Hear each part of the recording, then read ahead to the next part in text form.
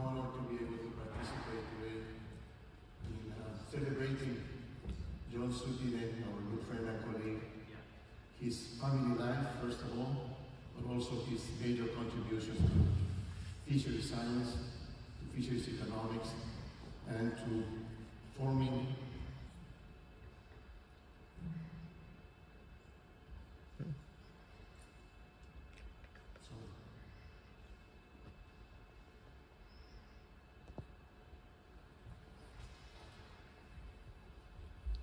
wait. Okay.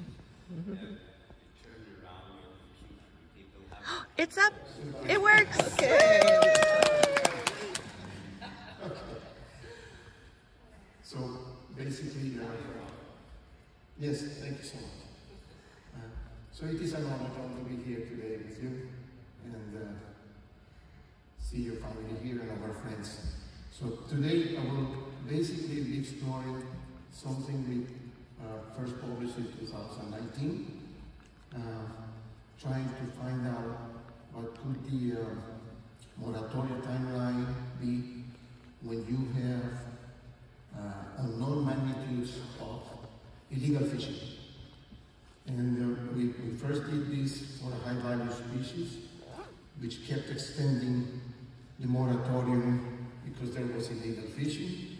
And now we basically I'm going to present with you for a mixed fishery, where you have more than one species being caught by the same boats, by the same fleet, and you have a situation where the target species is more abundant, more resilient, with a higher price than the incidental species.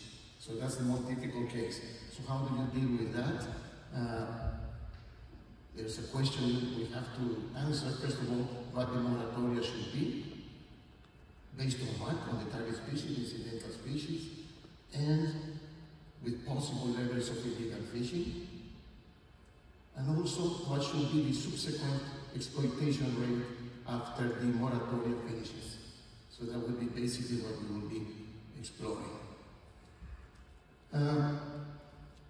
As have been reported previously, when you have a stock, a highly overexploited stock, that's the one that we're talking about, you have two possible ways to go. An indefinite moratoria ban, where people should not be going out to fish, or also a reduction in exploitation rates, which takes longer, but then you eventually reach to your target reference point of operating at biomass at maximum sustainable yield.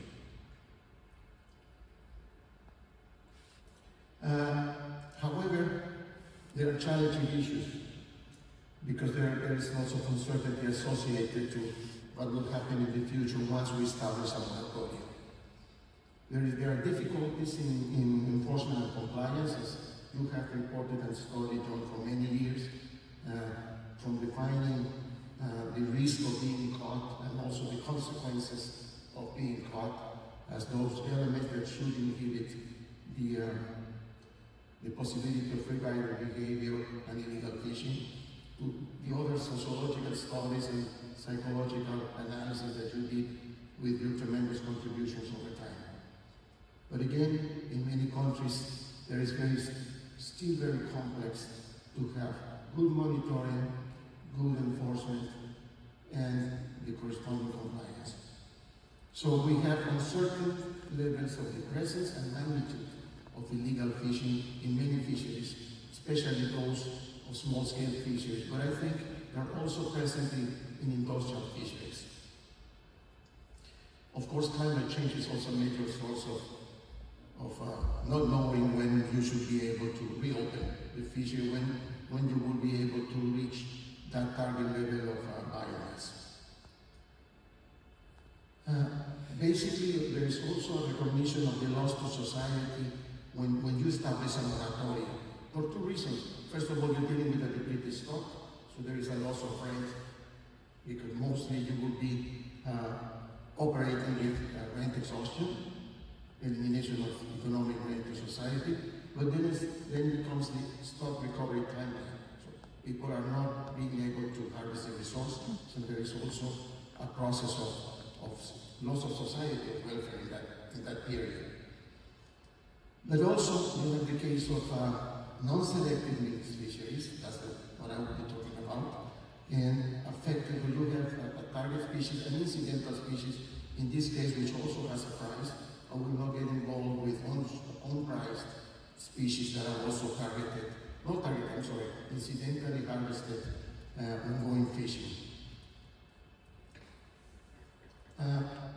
There has been efforts to include the intrinsic growth rate and also the carrying capacity to estimate how much time will it take to recover the stocks to these higher levels.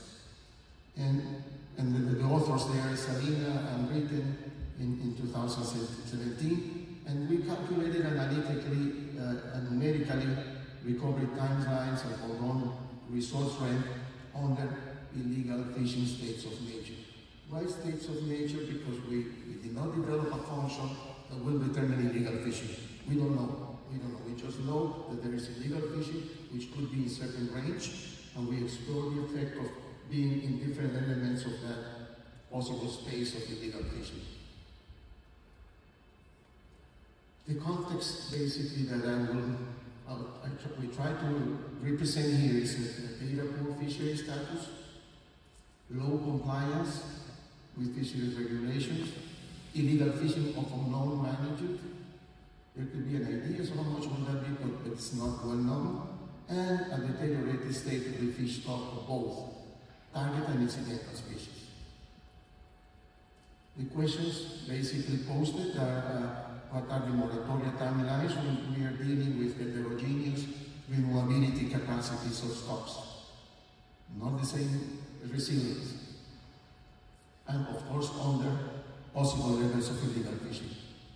And then we ask the question, is there an optimal combination of moratoria and subsequent exploitation rate, which could be based on the target species or incidental species or combinations, perhaps the moratoria based on the incidental species or the target species, and the subsequent exploitation rate on either of the two.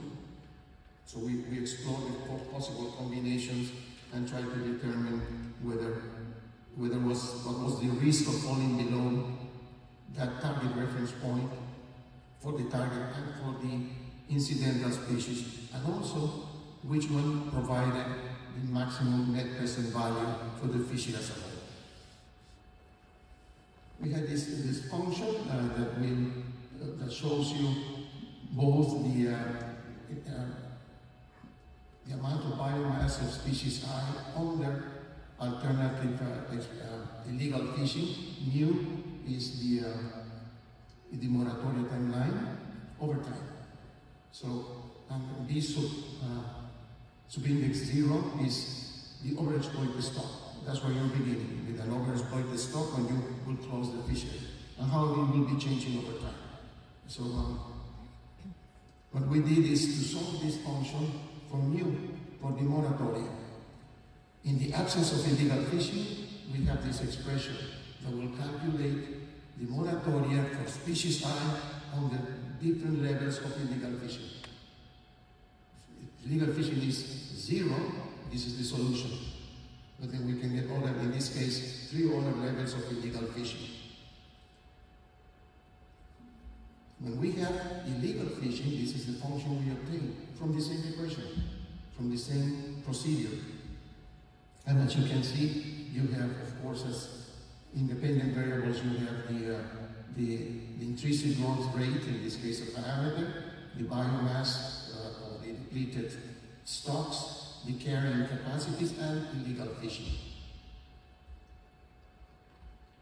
We also wanted to know the trajectories, not only how many years you have to wait with this level of illegal fishing, with this other one, and for each of the species, but also the dynamic trajectories, which makes a difference when you're calculating the net present value. Rather than moving to another equilibrium, you see the trajectory. So we have this function that will calculate the trajectory under those possibilities. We also calculated the legal resource range per vessel. And also, of course, we can also calculate the illegal one. And so mostly it will be based on this. So we calculated for the per vessel participating in the fishery. D, subindex K, are the different management questions combining moratoria for which species and also the subsequent exploitation rate once the moratoria finishes and the fisheries reopen. The foregone legal resource rent is here, very similar for the different states of nature of illegal fishing, obviously rated as 0. This is our parameter data set, very simple. We have, as you can see, different carrying capacities. One species 150,000 tons, the other one 80. So then we also have the initial biomass. For one species, about 20% of its original biomass, the maximum biomass. So and the other one is 12,000 tons, also overexploited substantially. The intrinsic growth rates are low, relatively low, so these tend to be long-lived species. Because if you have a short-lived species, the case is very simple, one that renews in 3 years, or nothing too much to worry about. Here we are dealing with longer-lived species, groupers, snappers, and others. Catchability coefficient is the same for the two species. Prices higher, the target than the incidental. Unit cost is of the same vessel. And for one discount rate of 0.02, you can explore with other discount rates. Here we have the trajectories of possible moratorias for target and incidental species for different levels of illegal fishing. Without illegal fishing, you have for the target species something in the neighborhood of 7 years. For the incidental species, about 12 to 13 years. So, and then for different levels of illegal exploitation rate, for the two species, you see that the moratoria starts to grow in terms of time, the time needed to reach biomass at maximum sustainable yield. Here are the possible managing stock recovery combination for the mixed fishery. New, the moratoria, based on target species, is a possibility, but also the exploitation rate. That is a case that is the usual case. The usual case, people will establish the moratoria and the subsequent exploitation rate based on the higher value target species. But we can have the other three combinations. Mu based on target species and exploitation rate based on incidental species. That will be the possibility of decision D2.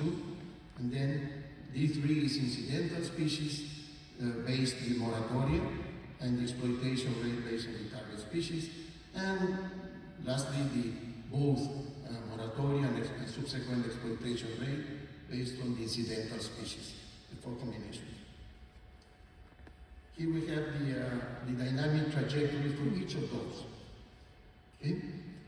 In the first one, as we said, everything is based on the target species. If you observe the D1, you will see that the incidental species never reaches maximum sustainable yield. Okay? Then you have the other two possibilities that I mentioned you, so you see the trajectories. In the case of D2,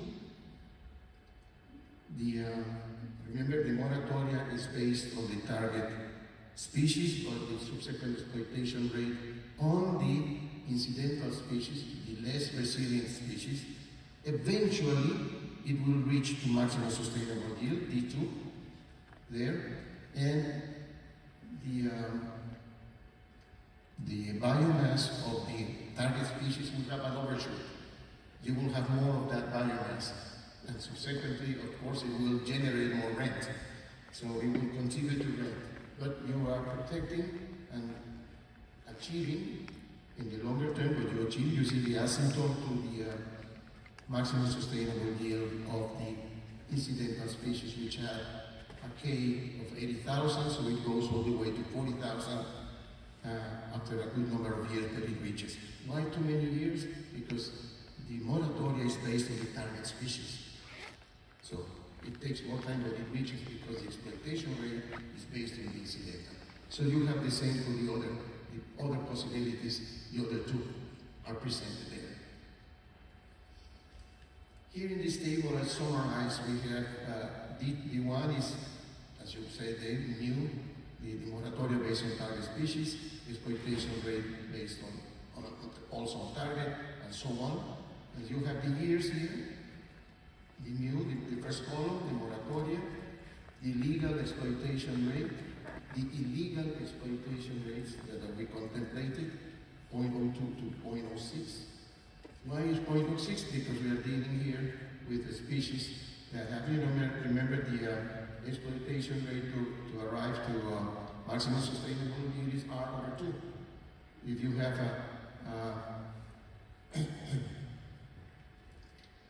an R of 15, so R/2 is 7.5. So you have a 0.08 to reach, basically, if you round, to reach to maximum sustainable yield. So the exploitation rate of the two should add to 0.08 at the most to be able to reach over time to maximum sustainable yield when it is established like that.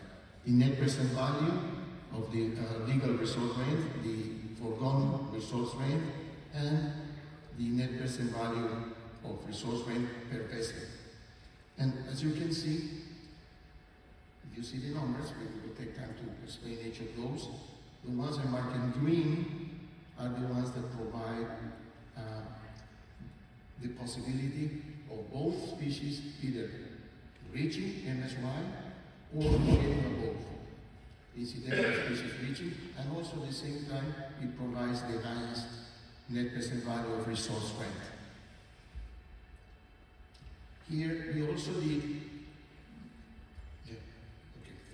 we also did the risk, the associated risk of working from 0 to 0.06 of illegal fishing. So we generated a random variable for that level of possible levels of illegal fishing using a uniform distribution. We think that range because we don't know the distribution. Remember, we don't know the magnitudes, so we generated only with a uniform probability density function, and we calculated the probability of falling below maximum sustainable yield with each of the 4 strategies. And the one that provided also the minimum risk for both species is the D number 2. Concluding remarks.